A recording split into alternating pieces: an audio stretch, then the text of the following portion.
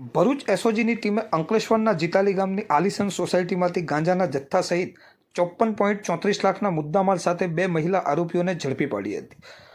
Bharuch એસઓજીના PSI એમ.એચ. Vadher સહિત staff Ankleshwar વિસ્તારમાં પેટ્રોલિંગમાં હતો. તે દરમિયાન બાતમીદારથી બાતમી મળી હતી કે જીતાલી ગામની આલિસન સિટીમાં રહેતો સુભાષ શિવચંદ યાદવ અને તેનો બનેવી કુંદનરાય તેની પત્ની સાથે ગાંજાનો જથ્થો રાખી વેચાણ કરે છે. જે બાતમીના આધારે પોલીસે આલિસન સિટીમાં દરોડા પાડ્યા હતા. પોલીસને બે સ્થળોએથી 2.221 કિલો ગાંજો મળી આવ્યો હતો. પોલીસે 22,000થી વધુની કિંમતનો ગાંજો અને રોકડા રૂપિયા 27,70,000 તેમજ સોના ચાંદીના ઘરેણા મળી કુલ 54,34,000નો મુદ્દામાલ કબજે કર્યો હતો અને સુમન સુભાષ શિવચંદ યાદવ અને સંજુદેવી કુંદન મદન રાયને ઝડપી પાડી હતી. જ્યારે બંનેના પતિઓને વોન્ટેડ જાહેર કરી આગળની વધુ તપાસ હાથ ધરી હતી.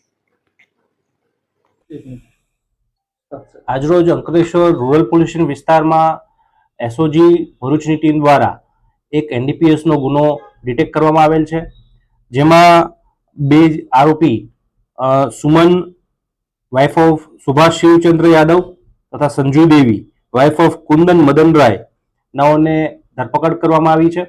આ અંતર્ગત તેમની પાસેથી કુલ 2.221 કિલોગ્રામ જેટલો વનસ્પતિજન્ય ગાંજો છે એ જપ્ત કરવામાં આવ્યો છે.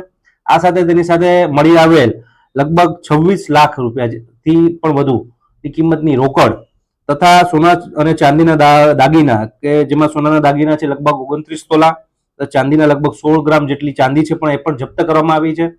આ બાબતે એની પોલીસે તપાસ કરી રહી છે. ગુનો દાખલ કરવામાં આવ્યો છે, જેમાં એનડીપીએસ એક્ટની કલમ 8C 20 29 મુજબનો ગુનો દાખલ કરવામાં આવ્યો છે. માનનીય મહાનિરીક્ષક શ્રી વડોદરા રેન્જ સંદીપસિંહ સાહેબ તથા એસપી ભરૂચ સાહેબ દ્વારા મયુર ચાવડા સાહેબ દ્વારા મળતી સૂચનાઓ તથા તેમની માર્ગદર્શન મુજબ આ ગુનો નોંધવામાં આવ્યો છે, જેમાં અમારો જે કેમ્પેઇન છે નો ડ્રગ ઇન ભરૂચ કેમ્પેઇન તે અંતર્ગત ખૂબ જ વિજિલન્ટ રહી અને આ બાતમી મેળવી અને આ એસઓજી ટીમ દ્વારા આ ગુનો દાખલ કરવામાં આવ્યો છે. જે આરોપી બે છે બે વોન્ટેડ આરોપી છે, જેમાંથી સુભાષ યાદવ જે છે તેના અગાઉ પણ ગુનાઓ નોંધાયેલા છે, જેમાં શરીર સંબંધી ગુનાઓ, જુગારના ગુનાઓ તથા એનડીપીએસ નો એક ગુનો પણ એમાં સામેલ છે. તેમને વોન્ટેડ જાહેર કરી તેમની પણ તપાસ હાલમાં ચાલુ છે.